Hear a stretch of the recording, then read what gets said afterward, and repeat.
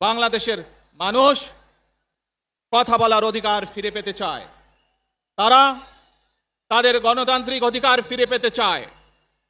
বাংলাদেশের মানুষ চায় তারা তাদের যোগ্যতা অনুযায়ী ন্যায্য অধিকার পাবে। প্রিয় ভাই বোনেরা, আজ আমাদের সময় এসেছে সকলে মিলে দেশ গড়ার।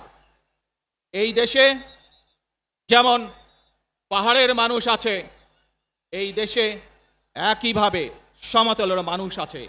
এই দেশে মুসলমান, বৌদ্ধ, খ্রিস্টান, হিন্দু সহ বিভিন্ন ধর্মের মানুষ বসবাস করে।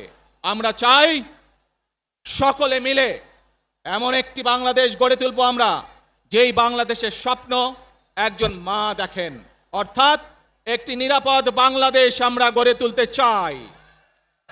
যে বাংলাদেশে একজন নারী, একজন পুরুষ, একজন শিশু যেই হোক না কেন নিরাপদে ঘর থেকে বের হলে নিরাপদে ইনশাআল্লাহ ঘরে আবার ফিরে আসতে পারে।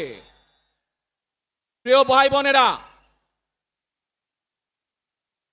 এই দেশের জনসংখ্যার অর্ধেক নারী, 4 কোটিরও বেশি তরুণ প্রজন্মের সদস্য, 5 কোটির মতন শিশু